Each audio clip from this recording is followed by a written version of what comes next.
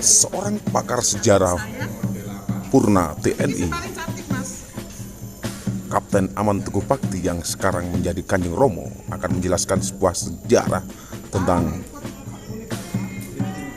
silsilah daripada Raja Dyah Wijaya sampai ke Tri Buana Tunggadewi.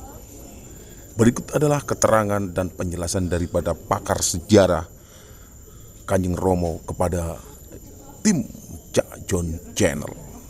Bagaimanakah kisah daripada silsilah pergantian Raja Majapahit tersebut?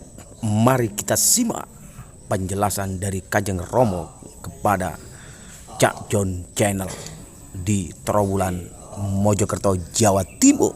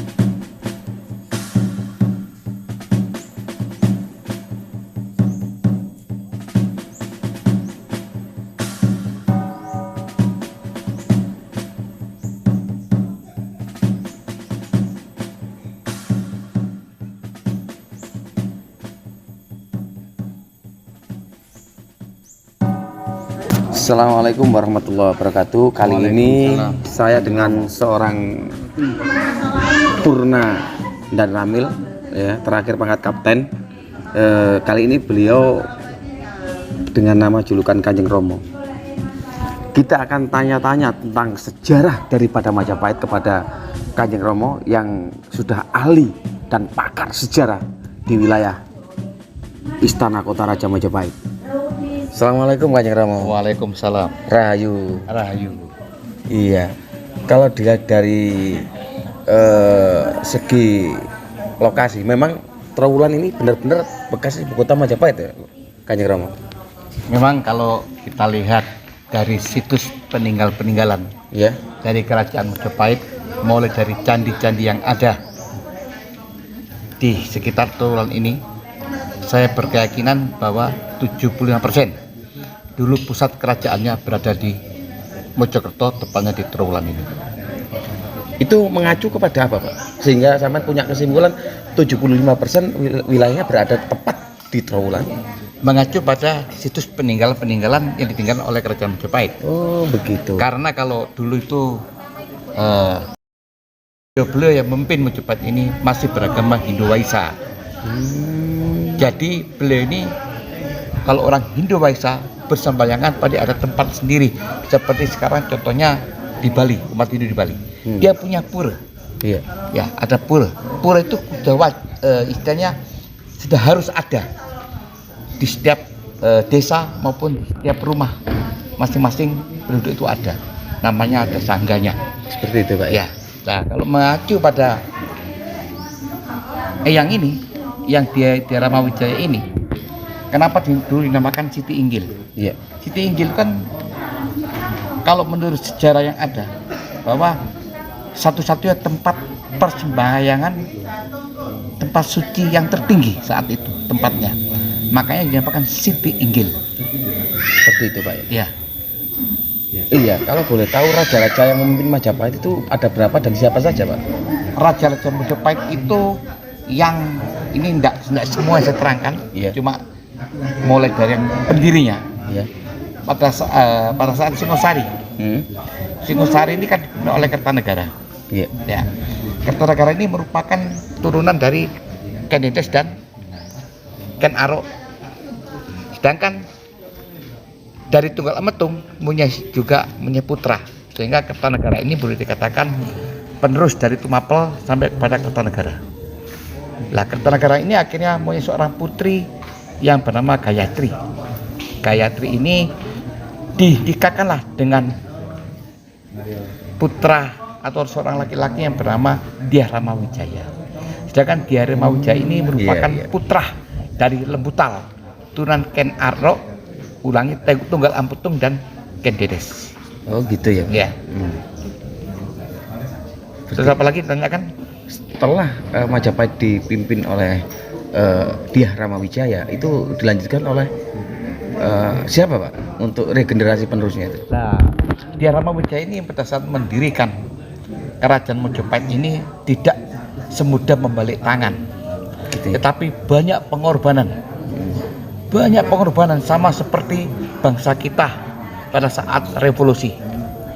Banyak pengorbanan jiwa maupun raga harta benda sampai mencapai kepada kemerdekaan Republik Indonesia.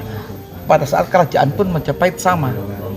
Jadi pada saat Dyah Ramawijaya ini mau menduduki sebagai raja pertama Majapahit, itu setelah memukul pasukan Kublai Khan mundur kembali ke negara Cina-nya. Di sini akhirnya Dyah Ramawijaya, Lembu Soro, Nambi, Lembu Anabrang dinobatkanlah beliau menjadi raja pertama dengan Raja Majapahit. Gitu ya. Ya, jadi Raja Majapahit yang pertama. Nah, dalam pemerintahan ini Raja Majapahit yang pertama ini Dyah Ramawijaya, karena lafal orang Jawa ini R ini kan bacanya Raden. Iya. R Raden. Nah, pada saat Dyah Ramawijaya menjadi raja itu kan agama Islam belum santer masuk ke kerajaan Majapahit. Iya, iya. Santernya kerajaan agama Islam masuk ke kerajaan Majapahit pada saat kekuasaan Pangeran Kertabumi atau Raja ke-12 Majapahit. Hanya pada saat Dyah Ramawijaya ini menjadi raja, itu masih banyak, boleh katakan 95% itu sudah beragama Hindu Waisa. Hindu Waisa. Akhirnya pada saat Dyah Ramawijaya menjadi seorang raja pertama, itu terjadilah namanya pemberontakan yang disebut pemberontakan Dharma Putra. Dharma Putra itu adalah kelompok bangsawan.